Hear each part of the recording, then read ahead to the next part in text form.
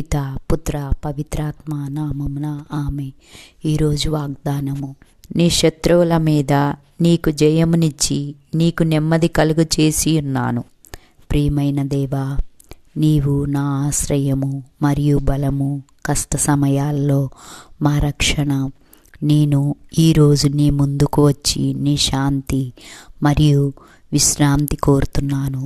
నీవు మా శత్రువుల నుండి విశ్రాంతి ఇవ్వాలని, ఆ మానసిక భయం నుండి శాంతిని నింపుము. నా ఒత్తిడులను, భయాలను మరియు సమస్యలను నీ చేతికి అప్పగించున్నాను.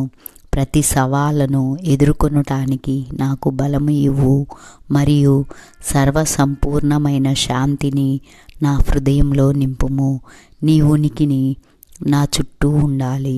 నీ ప్రేమలో విశ్రాంతి పొందేలా నాకు అవకాశం ఇవ్వు.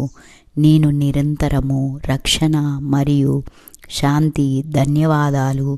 నీవు నా మనసులో, మా కుటుంబంలో, మా సమాజంలో మరియు ప్రపంచంలో శాంతిని నింపుము.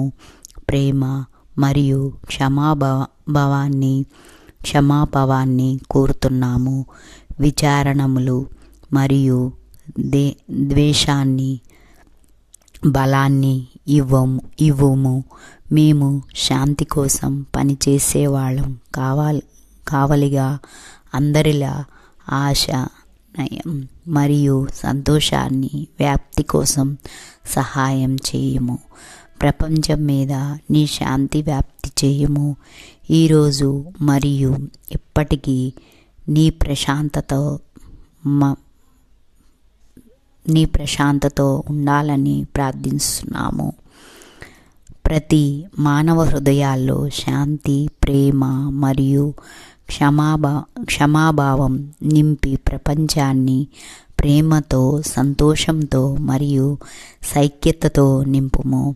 ప్రభు, మా భయాలను తొలగించి నీ శాంతిని మా జీవితంలో నింపుము.